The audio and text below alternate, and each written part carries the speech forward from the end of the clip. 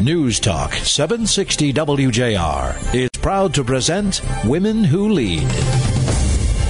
Profiling great women impacting the Great Lakes with WJR's Ann Thomas.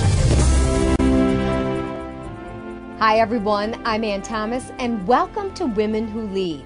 My guest today is Cindy Pasky. She is the founder, the president, and the CEO of Strategic Staffing Solutions in Detroit. And she's got a great story to tell. Okay. What do you guys do?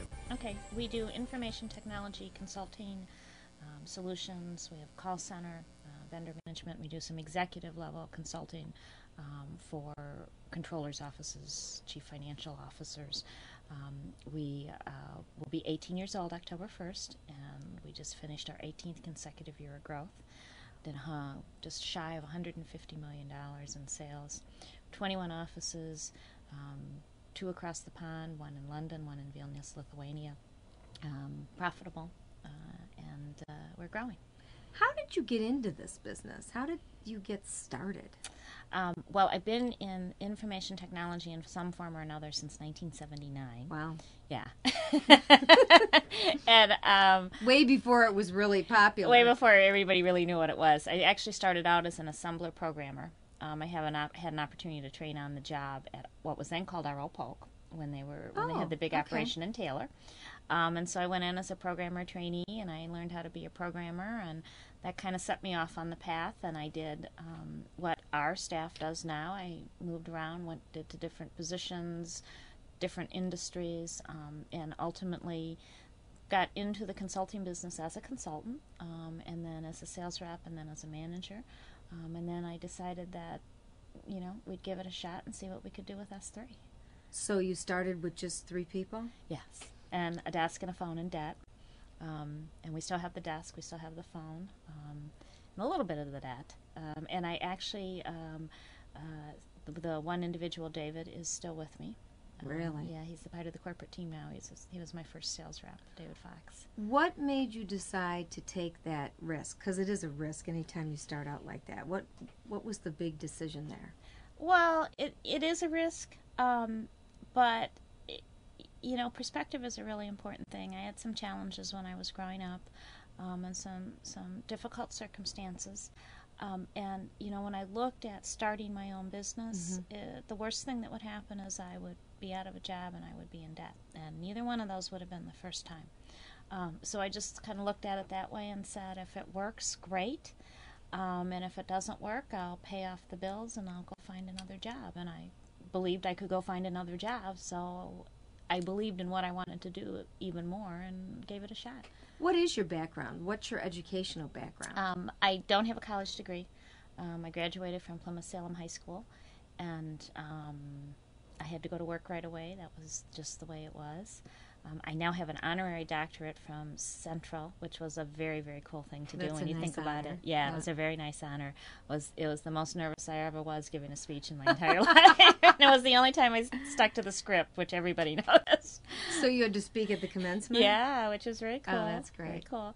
And everything else I've just learned along the way on the job. What kind of advice do you have for young men and women who are starting out, who are either in high school or in college with regard to the business world? There's a couple things. One, do what you're really good at, and sometimes that's not always what you love the most, but if you do what you're good at, you'll be successful. If you're successful, you'll create opportunities and resources to also do the things that you really love. So that's my first piece of advice, because sometimes that's a difficult path to take. You want to, I wanted to be a ballet teacher. Well, I was good at it, but that wasn't it. Sure, right. And then be yourself is the second thing. And then the third thing, which I think is most important, is you want to be recognized as a business person before you're recognized as anything else if you're going to be in business. So when I walk into a room, I want the people in the room to think of me as a really good business person. And then if they want to notice that I am a blonde or a redhead or whatever color it happens to be that month, or that, I look this way, or I'm Lithuanian, or I'm short, or whatever, that's fine. But what I really work hard is when I walk in a room, people think of me as a really good business person. So those would be my 3 pieces of advice. Do what you do well. That'll create the opportunity to do what you love if they're not exactly the same. Be yourself. It's really okay to be yourself. And if you're going to be in business, then what you want to be thought of as an exceptional business person first, and everything after that will come into place. You hire a lot of people. I hire a lot of people. You meet a lot of people. Meet a lot of people.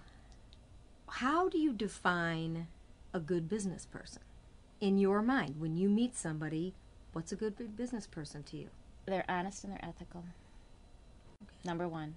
I don't care how talented someone is in a particular arena with numbers, whatever, if they're not honest and ethical, ultimately they're not a good business person. Mm-hmm. So they have to be honest, they have to be ethical. You have to be willing to recognize that you never stop working hard. You don't work less just because you advance, you actually work more. They have to be willing to really take the time to be hands-on and drill down into the details. And if you look at great CEOs, there's probably no CEO I admire more than Ken Thompson or Jamie Dimon or Covey and JP Morgan Chase. And if you look at how they work and you look at the level of intimacy they will have for their multi-billion-dollar organizations, right now today about what's going on, most people would be blown away. To me, that's what a good business person is. You never let yourself completely escape the details. You never stop working hard. You're never hands-on. You know your people. You know your person that answers the phone when you walk into your lobby. You know the person that parks the car. And that's not in every CEO that you see. Mm-hmm. In these tough economic times, you're seeing a lot of people who either A, don't like the jobs that they're in right now, and they're in them because they obviously need the money, or you're seeing people that don't have a job at all. Right. What kind of advice do you have for people who are out there right now who are in either one of those situations? There's a couple things. We have a lot of jobs right now in our state that can't be filled. Really? We do.